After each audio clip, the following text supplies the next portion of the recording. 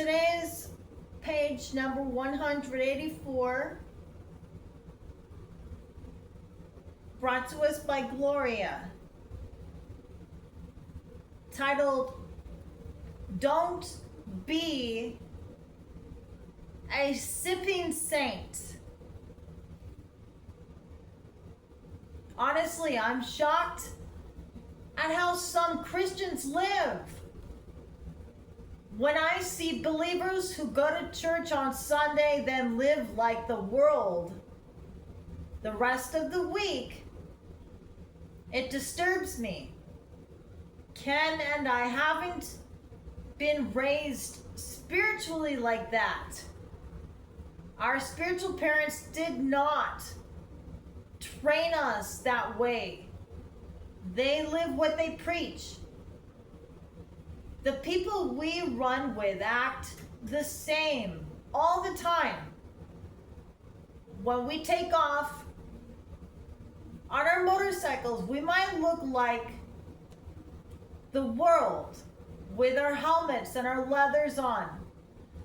But we praise God, talk faith, and act in love just like we do when we're preaching at a convention.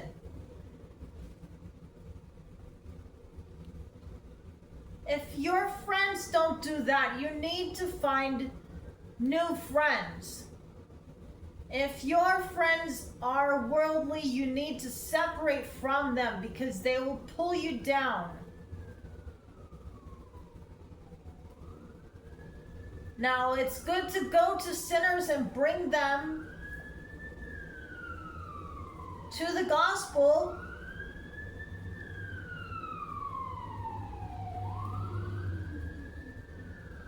But we are told not to have ongoing fellowship with them. They will start influencing you toward their unholy way of thinking. And pretty soon you'll be talking the way they talk and watching the television shows and movies that they watch. Next thing you know, you'll be doing everything else they're doing too. We've been set apart for God's sacred use. We don't need to be watching television sitcoms that make light of immorality. Those are intended to desensitize people to sin.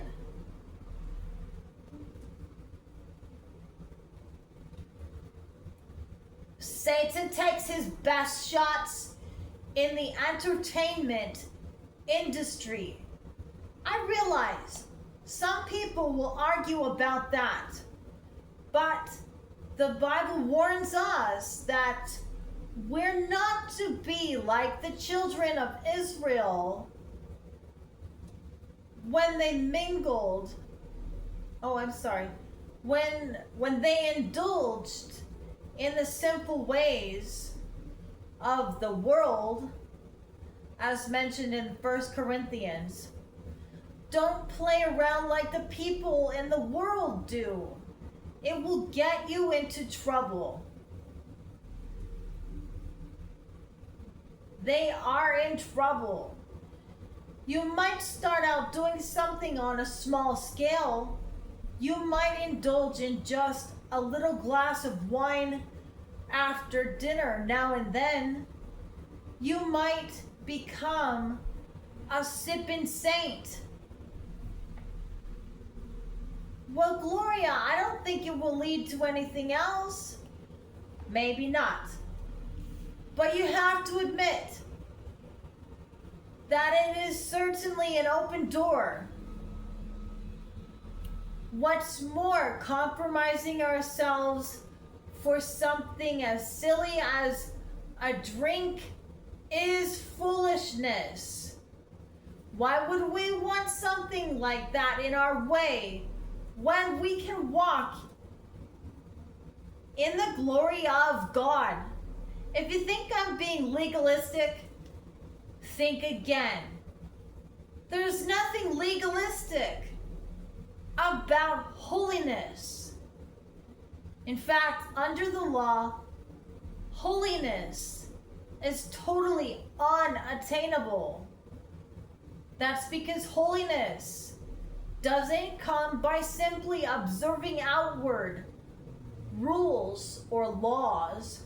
Holiness comes as the result of the work of grace God does in our hearts. It manifests in our lives as we live out what by grace God has put within us.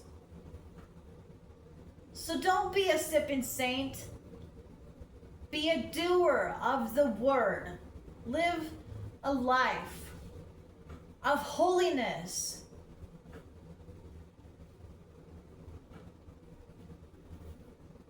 There is further study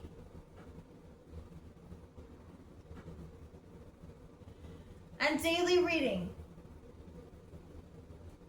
I'll not necessarily mention the references because it could be possible that since Gloria and I are women, we could become confused as teachers, which we don't want. We just want to reinforce the culture. This has been page number 184 of Pursuit of His Presence. It's wonderful, y'all. Peace.